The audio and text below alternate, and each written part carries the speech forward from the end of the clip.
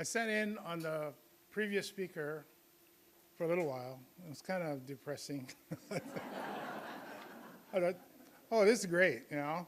Now, Dr. Masaki, when I met her, she says, I'm sure you'll be inspirational. I said, oh, yeah, okay.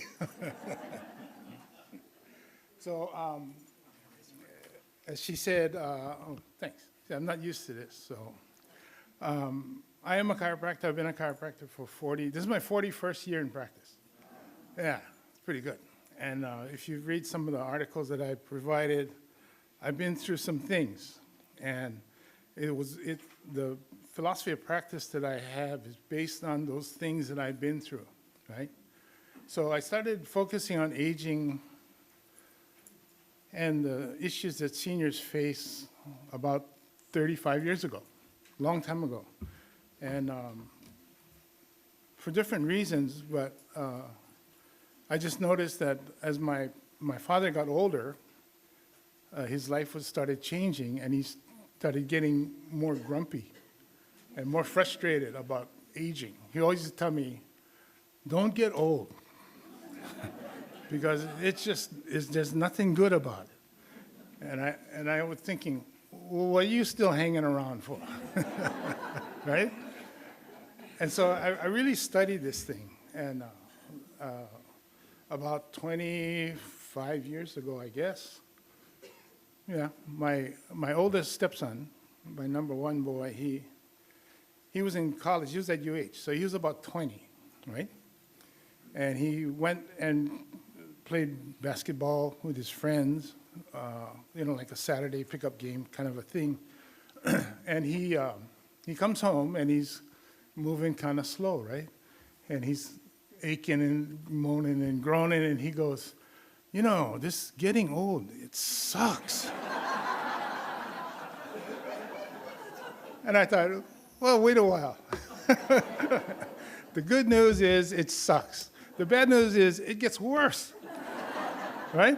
So that's kind of, and then we just kind of go from there. So the next step, my daughter, she lives in Kansas, right? Of course she lives in Kansas, And she hurt her back at work. She was doing something and she hurt her back. And I said, well, what happened? And she goes, I'm old. I said, well, just wait a while. It gets worse. I said, you're not old. I said, you got to, in 30 years, you'll catch up to me, but then I'll be 30 years ahead of you still, so I don't know what you're complaining about. And, so there's this old age thing. That's the first article I talk about, right, is old age, right?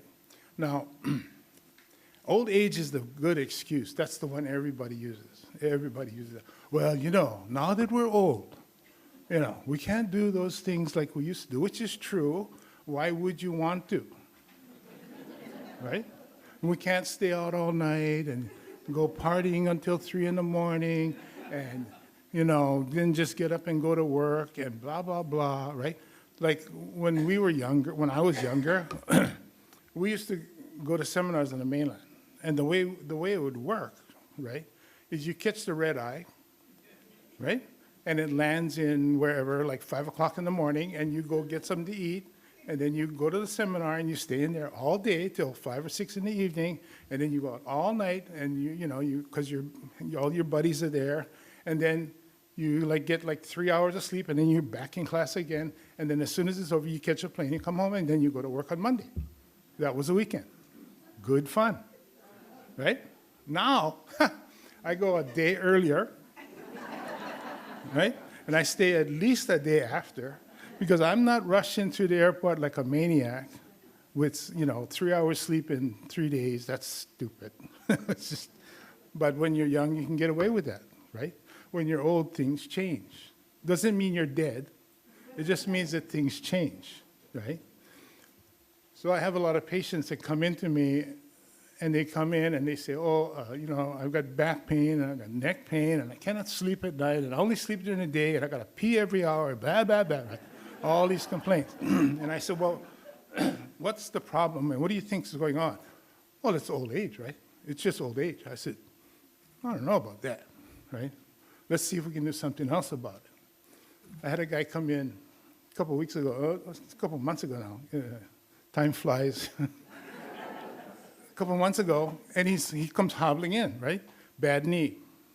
He can barely walk. He's got a brace on. He won't use a cane because he's stubborn. But he's hobbling around. He can barely walk, and he's complaining, and he's rubbing the walls, and he's putting his hands all over my walls, and everything is terrible, right?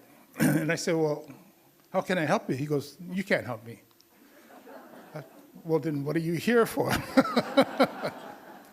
And then he says, my wife made me come. So, of course, that's a man thing, right, guys, right? How are you doing today? Fine. Is there anything wrong? No.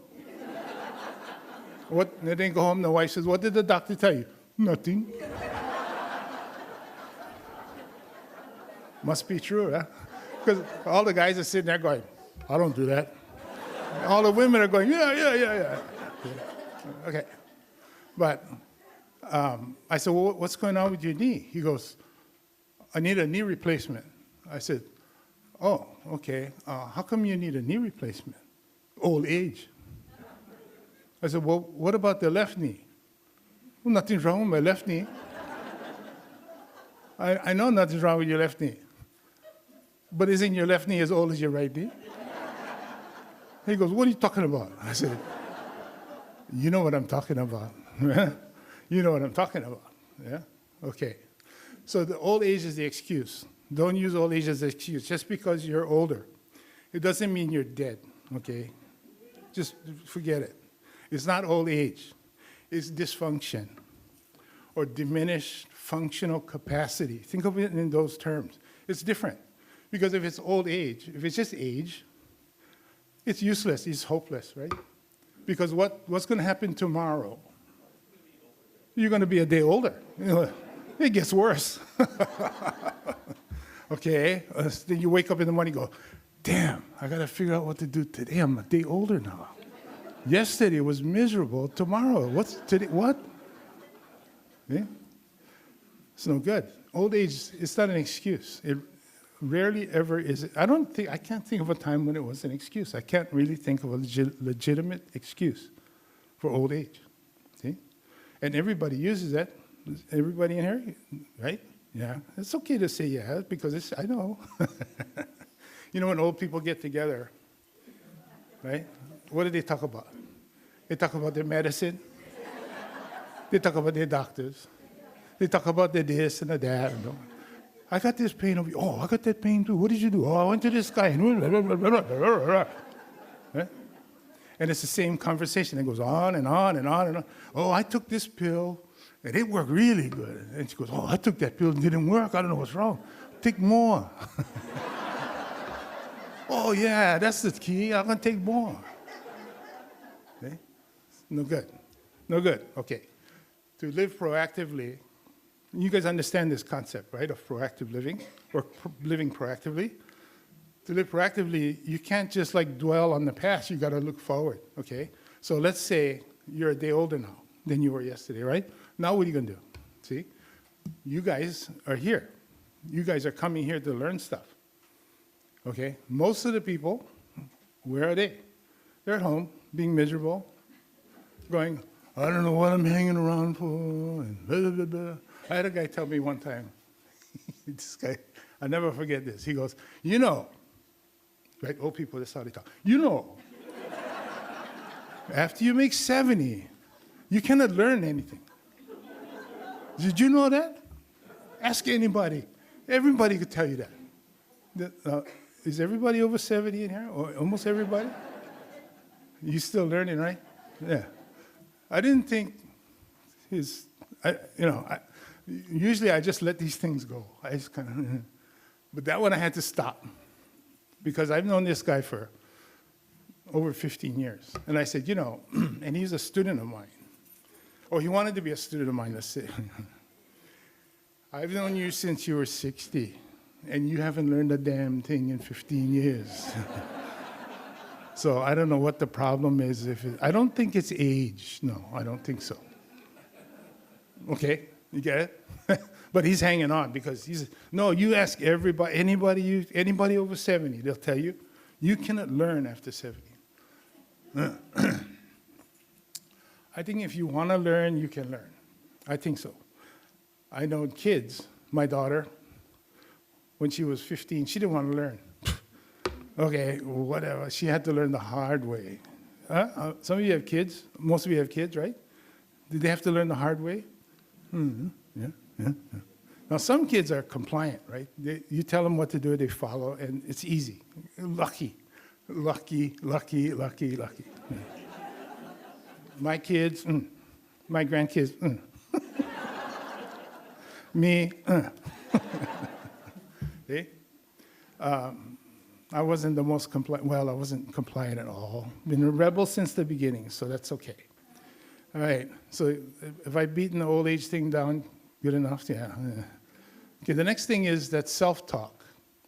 Now, most of the experiences that I write about, like I say, they come from me, my own experiences, right? So if you've read my stories, I had kidney disease. I was on dialysis for 9 years. I had a kidney transplant almost 2 years ago.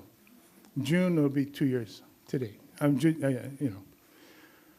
So I had to figure out stuff because when I went I'd never been sick before. I got kidney disease, or at least I wasn't being treated for anything. So I had like zero medical record, and because I don't go to the doctor because I'm not sick, pretty good, right? To get by that far, get by 50 years without being sick. Then I got sick, like bad sick, like really sick, okay?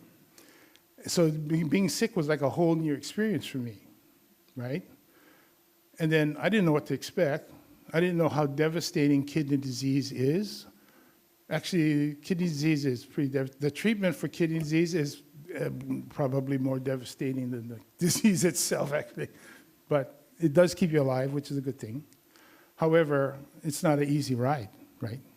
And my goal throughout the whole experience was I have to keep working because that's my true passion. This is what keeps me going, is working, right? So I had to figure things out. I couldn't just say, follow the advice of my doctor. He said, you should retire at 53 and enjoy the time you had left. How exciting is that? Right? Gee, thanks, doc. Make sure you bill me double for that one because, that's really good advice. That sucks, man. You're taking everything away, right? You're taking everything away from me. So I didn't do that. My focus was how can I figure things out so that I can keep working, so that I can keep taking care of patients. That was my primary thing, right? Now, when you're on dialysis, you're in dialysis 5 hours a day, 3 days a week, every week. And you're recovering from dialysis 12 hours a day. It takes about 12 hours to recover every day between treatments. So how much life do you have really between all of that, right? So I used to tell my wife, when she dropped me off at the dialysis center, I said, well, I'm flying to LA now, I'll be back later, right? It's like flying to LA, 5 hours, right? 3 days a week, imagine that, yeah? It's pretty rough. And it's grueling, right? And I wanted to keep working. And my job is, I don't sit behind a desk and a computer. No, I'm walking around all over the place, right? And it was tough, but I had to figure it out because that was what I had to do to keep going. Get it? Okay, now, for you guys, as you're aging, the most important thing you have to do is you have to figure out, why am I going forward? What am I working towards? If you're just hanging out, doesn't matter, right? Obviously, with this audience, it does matter because that's why you're here. And that makes total sense to me. And that's the kind of people I like to talk to, okay? I don't like to talk to people. I have like the standard patient. Well, what have you got planned for the future? Nothing. Well, what do you do for fun? Nothing. Well, what do you want to do, like for your birthday or for Christmas? Nothing. Okay, well, what do you do now? I have this one lady, her Her parents are 98, sorry. The mother is 97, the father's 98, okay? That's old, right? Everybody, that's old, okay. And she has to care for them. They're not invalids, but they don't drive, and, they cannot hear, and, all that stuff that old people run into. So she takes care of them. And that's her excuse, right, for not living. Because I have to take care of and my mother, she has to have this and that and blah, blah, blah. I have to buy her food every day. And I said, well, people like to have food, once in a while. It's not really that big a deal, but, it's like this big burden for her. So her life is she's like Cinderella or something, right? It's terrible. And she has nothing to look forward to, and she's just mad. Okay. Well, things got to change. And she's like, well, eventually they're going to die, and that's unfortunate, but that'll help me out a lot. And I said, oh, wow. Right? You have to have more than that to look forward to. Okay. All right. So where was I going to go with it? Oh, okay. So then I was on dialysis, so then I started saying, okay, so I have to figure out how to do things proactively. First of all, I have to be able to work from 9 to 1 or 9 to 3 every day to see patients, and just see patients, right? That's kind of a big load, okay? But then it has to, and then I've got to be like alert. I don't just show up and, do that all day. And I'm not a banger, so I don't do the regular spinal adjustments. And so I changed my whole perspective about things. Prior to getting sick, I was an energy healer. In other words, I worked with the body's energies, not manipulating the spine, but work with the body's energy. When you get sick, you can't do that, or I couldn't do it. So I had to figure out a new thing. So I had to revamp my whole technique, my whole way of treating patients. That's a big deal, okay? My classmate from chiropractic school, the day he graduated, he goes, that's it, I'm done learning. I'm not going to learn another thing for the rest of my life. I said, really? Yeah. And the last time I talked to him, he hasn't learned a damn thing in 40 years. He's still going, but he hasn't learned he hasn't changed a thing. He does things the same way he did the last day he was in clinic. As a resident, it's scary, but, that's the way he does. Me, I'm constantly evolving to fit my needs and to fit my patient's needs, right? Where did I learn that? I learned that in martial arts, in Aikido, right? The guy that discovered Aikido, Ueshiba, he was an old guy. He was in his 80s, and he was still teaching, right? He developed Aikido when he was an old guy. He was 50, 60, something like that. And then so he's an old guy, and he's tossing these guys all over the place, right? But he broke his back, so he had to adapt. He had to change his art in order to continue to perform the arts and to be able to teach, right? So his technique had to change, evolve with time. And with the students, it had to evolve with the students, right? As my patient load changes, nobody in here is a physician or practitioner, right? Just make sure. No, if you treat patients, no patient is a textbook patient. Doesn't happen. And you're like, so you go, okay, you got this and this and this and that, but not this, that doesn't fit in the box. And so it must be old age. That's the only problem that I can come up with. So because nobody fits in the box. As my patient load changes, as you get older, you start treating older people, and the young guys don't want, they don't want an old guy treating, somebody in their 20s. They don't want some old guy treating them. They want to go see some young guy, right? That's fine, whatever. So as my patient load got older, I had to change because their needs changed, right? And now we're focused on mobility. We never focused on that 30 years ago. Mobility, nah, what was that? Nobody has that, Only old people have that. Now I'm one of them, so one of the things I developed was mobility issues. So I started studying that, and now my practice is almost completely geared towards mobility issues. See? You adapt and change, you adapt and change, you adapt and change, right? That's how proactive living was born, actually, the whole idea. I looked at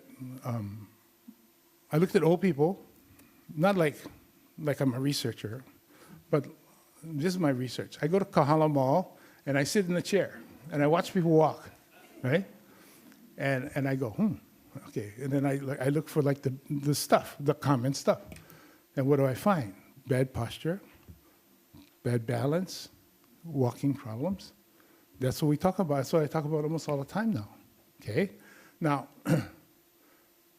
I started treating people for postural issues, right? And I say, well, let's work on your posture. She says, oh, I've always had bad posture. My mother had bad posture. I say, so you're saying it's your mother's fault? No, it's not my mother. It's genetic. Everybody knows it's genetic. I say, oh, you mean you just got junk genes? So it's God's fault now. Okay. Now that totally makes sense. Well, then, too bad. If you were in China, they just put you on this. They put you in a factory until you couldn't work. Then they dig a hole and nobody knows what happened. Okay. So the truth is, bad posture is not your mother's fault. It's not genetic. And it's always been bad because you've probably never done anything about it. Okay? Now, nowadays, I see young people like 20 and 30, that age, right? Bad posture. That's the number one thing I see in young people. Now, young people are interesting because they're like bulletproof, right? Their back hurts, their neck hurts, whatever. They just drink another Monster drink and down the road they go, right? But I have a guy, he's 30, how old is he? 34, I think now. No, 30, yeah, he's like that, mid-30s. 2 years ago, they had to replace a valve in his heart because he went on a Monster drink diet and messed up his heart. But prior to that, he had bad posture, and that was affecting his heart function anyway. So you get it? And why did they have bad posture? You think? This smartphone. Go to any elevator, stand in any elevator, like out there. Not today, but during the week when everybody's here. And what do people do in the elevator? They don't talk to anybody, and they go, not my floor yet. Oh, I missed my floor. Oh, well, I guess I'll catch it on the way down. And then they walk out and they run into you and they say, oh, sorry. And then they wander off, right? It's amazing. I said, nobody walks down. And they cross the street like that. How many times we almost ran into people. It's like, hey, get off your phone, right? They walk down the street like that. They drive down the street like that, right? Okay. So where was I going with that? Oh, bad posture, yes. I know what I'm talking about. Bad posture, okay. So they go, well, nothing can be done about posture. Well, I'll tell you what. 2/3 of the people that we treat for postural issues, we get a 50% improvement in 6 to 9 weeks. It's pretty good. It's pretty good. Now, some of the people in here, I watch you guys walk in, and some of you are a little more advanced than that. I'm not going to expect a miracle. But, when you start watching people walk, you start to see a lot of things. Yeah. I taught my wife this, and now she goes, did you see that? I said, yeah, I saw it. She goes, well, you need to go help that guy. I said, well, he's got to go find out who I am first. I'm not just going to go up to him and go, hey, what's the matter with you? Right? Okay, so, and that came out of this journey that I had in recovering from, now I'm talking about my recuperative thing. On my journey back, I had terrible balance, right? Because I've been basically inactive for almost 10 years. Now, I'm a golfer. I used to be a avid golfer.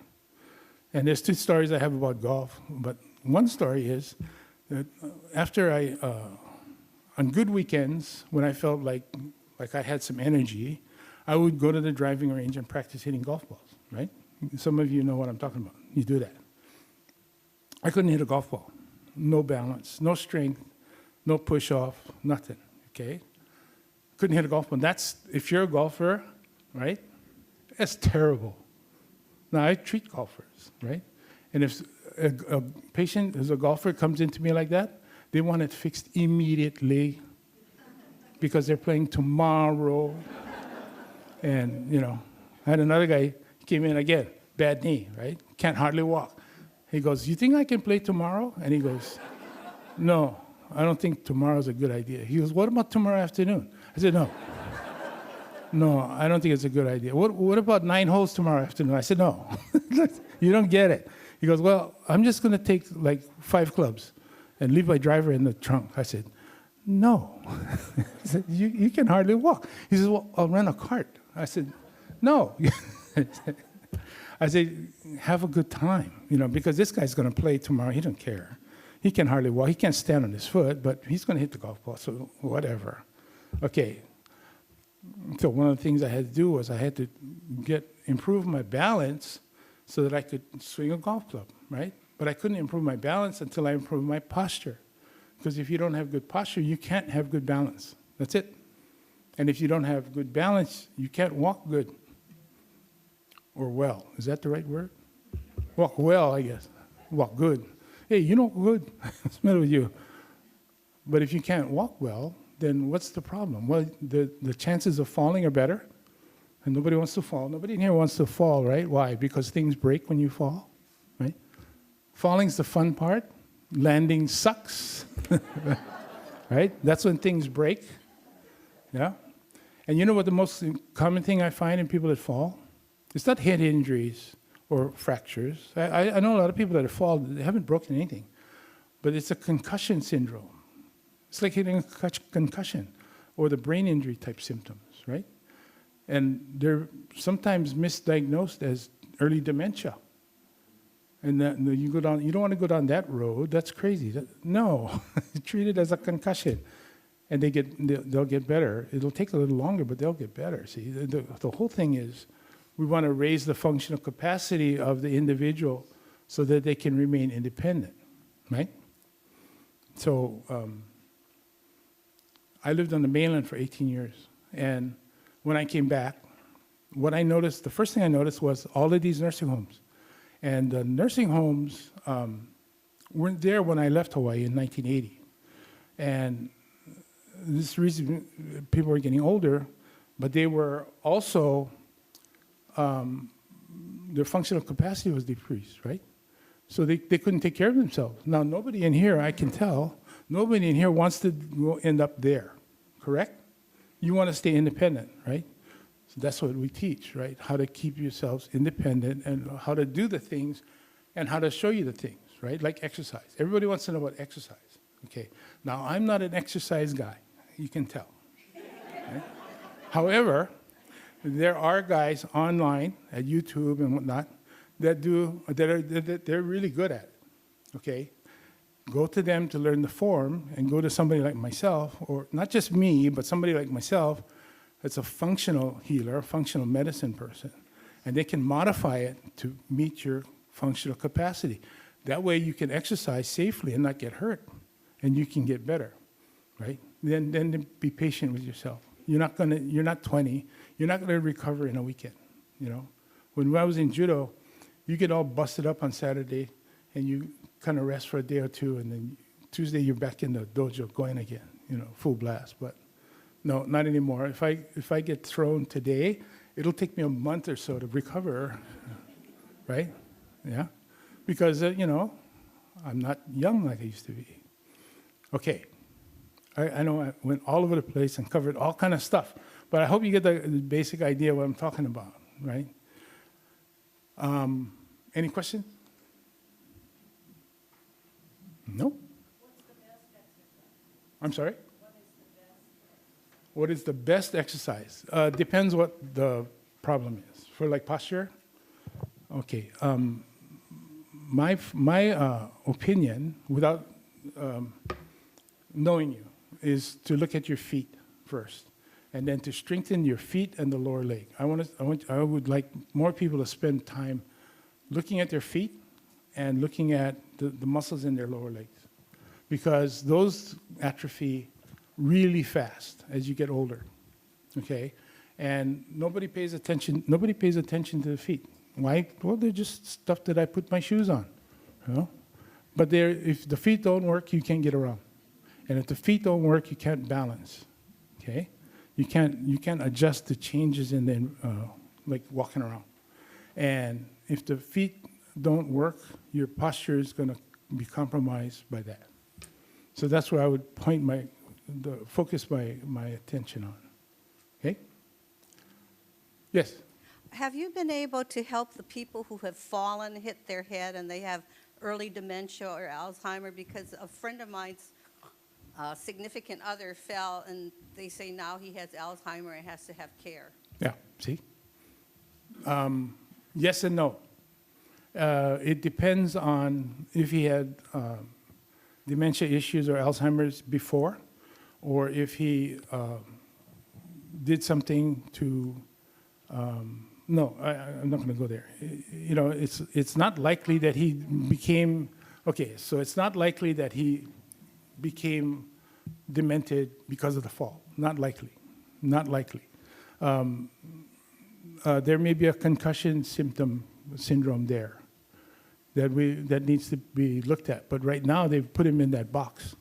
Right? Early dementia, Alzheimer's. No. They did that with my sister-in-law, by the way. My oldest sister-in-law is 80-something, 83, I think. And her doctor diagnosed her as early dementia. And the problem was not early dementia, it was sleep deprivation. Yeah, she was sleeping 2.5 hours a day. I said, since when? She goes, well, a long time. I said, whoa, why? Are you napping during the day? No. Are you, what? Well, you know, I start watching these Korean dramas. You know how those things go. The next thing you know, it's 4 o'clock in the morning. And, yeah. Turn off the TV. What's the matter with you? When do I turn off the TV? 10 o'clock. What? Because people that have insomnia, right, they usually get that second wind about 10 o'clock. Yeah. Right? 7 o'clock, they're all like, but by 10 o'clock, they're ready to go, man. And I said, no night clubbing for you. So they stay home and watch K-dramas or whatever, or YouTube. Yeah, but it's definitely worth looking at, just to make sure that we're not missing something, or they're not missing something, or they're misdiagnosing stuff, right? Yeah. Yep. Okay, yes? I work with a lot of seniors. I'm a senior, but I work with a lot of seniors. And I think one of the things that I've found is that this power of suggestion, you got to be very careful with that. Yeah. Because people tell you, for instance, I teach Broadway and jazz tap dancing to people, all ages, some that are in walkers and wheelchairs. But my point is that if you say, I can't do something, that's half the problem right there. You're right. You convince yourself you can't. That's right. So that's the fixed idea. You guys are familiar with that term, the fixed idea? Somebody has a fixed idea, like customs and beliefs are built around fixed ideas, right? So you have a fixed idea, and people get fixed ideas from all kind of places. Usually they get it from their parents or grandparents, right? So my grandfather died at 80, age 80, in 1980. He was in 1981. He was born in 1901, died in 1981. He was 80, okay. So at the funeral, they said, oh, he lived such a long life, right? And back in 1980, that was a long life. Okay, now if you die at 80, oh, how come so young? Right? So the ideas are shifting, okay, but there's a fixed idea that once you, like my other friend, once you pass 70, you cannot learn already. Where did you get that from? Well, everybody knows that, see? Raise your hand if that's true. Nobody raise their hand, right? So, yeah, the attitude is, that's the big thing. You can do stuff. That's why you're still around, because you can do stuff. You just got to find what you can do and then do it better. That makes more sense than standing there going, I can't do it. I said, well, then find a way how, right? Right? Yeah, thanks. Good. Yeah, that was good. Who's back here? Yes. Hi. I have a brother Um, who teaches Broadway dancing, and he's 91 years old. mhm. Every Wednesday, he goes to an assistant living facility, and he gets a woman there who is living there, and he makes her go to class to take her tap dancing lessons. Good. Yeah, how about that? See? He refuses to get old. Yeah. You get it? So he's dragging his friends along because he's trying to convince his friends that, no, you're not that old yet. You're still breathing. You're not that old yet, right? Okay, some people think that when you hit a certain age, then what is old age anyway? Is there a number there? Anybody? 90? 100? See? Now, when my grandfather died, 80 was like old, man. Because guys were dying at like 70, 75. That was the I don't know if that was average, but that was the mark. When my father died, okay, when my father made 80, right? He goes, well, I'm old now. I said, oh, okay, how do you know you're old? He says, well, because my father died at 81, so I probably got a couple years left. So his whole life changed. He went from, we used to go deep sea fishing every week, out Penguin Banks, like 10 miles offshore. It's crazy. And he would take care of the yard, cut the mango tree, those stuff. And then he would take his dog out, and he was pretty active for an old guy, right? But then he made 80, and things changed. Now he said, well, I only got a couple years left, so I'm just gonna kind of calm down, slow down, and count my money every day, and make sure that I got enough to live on, stuff like that. Well, he lived to 94. Mistake, right? He spent the last 14 years of his life homebound, basically. He never left the house. Yeah. His 90th birthday, we're going to have this big thing because 90 is a big number, right? Everybody agrees with that. And so we're going to have a big thing, his 90th birthday. So he decides, after being in the house for 10 years, he's going to go water the yard because people are coming over, got to make the yard look nice. He takes 2 steps out the door, falls down, hits his head on the side of the house. I got to come fix his neck because his neck is stuck over here like this. And I go, what happened? He goes, oh, you wouldn't believe what happened. Don't get old. Old age sucks. Blah, blah, blah, blah, blah. When I was young, I could run down the stairs and no problem. Now I can't even go outside the front door. Don't get old. Kind of sad. Yeah, but you see what I'm saying? It's like you got to kind of keep one step ahead, right? You got to keep moving. We're good? Anything else? Yep. Oh, everybody wants questions. Okay, go ahead. Please explain your restorative healing. You say it's by energy. I'm just kind of curious what you mean by that. Oh, my background's in martial arts. So I have black belts in judo and aikido. I've studied and practiced martial arts theory for probably 35 years. Practiced for 30, but I've been studying it. I've been studying martial arts since I was about 12, so long time. And so we learned this energy healing. They call it ki in Japanese martial arts. They call it chi, right? In Chinese martial arts, the martial arts practice is tai chi. And basically it's moving the energy, okay? So the body, this body is an energy unit, and when it gets off balance, then the energy doesn't flow properly, and the function of the body is compromised. By restoring that through different exercises and different procedures, We can balance the energy and get the body functional again. So yeah, it's chiropractic. Well, it's not chiropractic. It's holistic healing without cracking. It's chiropractic without cracking, if that makes sense. Okay? Like most of you in here, you think, I'm not going to him. His hands are big.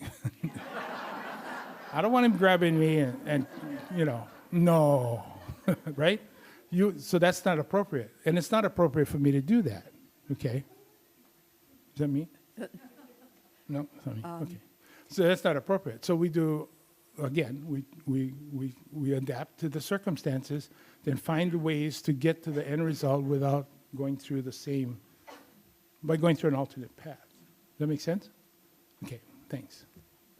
Yeah, I don't want to deprive you of income, but I think a lot of people that come here are looking for, myself mainly, looking for practical things to stay Yep. strong. So what are some of the things you tell your patients at your clinic that we could do on our own First thing, for balance? yeah, or for balance, okay. Yeah, so there are several resources online that people that specialize in balance exercises. There's a group out of Australia that I've been working with recently. They're called the Foot Collaborative. I know, it's kind of a weird name. But in Australia, they talk funny, right? So the Foot Collaborative. And this guy, he's kind of a nature boy kind of guy, but he talks about balance exercise and specifically the foot. So if you want to just focus on one thing, right? And you can do this at home, actually. You can make up stuff to implements that you can use at home. Like the most common implement I use is a 2.5 inch PVC drain pipe from City Mill, the black one, okay? And you put a towel on the floor, put the pipe on the thing, and then stand on it and find all the sore spots in your feet and work on them until they stop being sore. That's easy, right? You can do that for like under $5. It's a bargain, right? Yeah. So that's one of the things you can do at home, and that's probably a starting point for most people. Okay? Good. Yes. Dr. Hoth, one of the things I love about your presentation is your humor. Oh. And I've also, with Kamala and her cartoons, I just think there's so much healing that happens with humor and just Yeah. sort of this positive outlook on things and seeing the funny things about Huh. existence. Well, thanks. Thank you. So you notice the energy. I don't know if you guys can feel this, but I don't know if you notice the energy in this room right now. It's not bad. An hour ago, man, it's like somebody died in here. This is too serious. We're doomed, man. Don't drink the water. Don't take a bath. See, there was none of this. Everybody was going,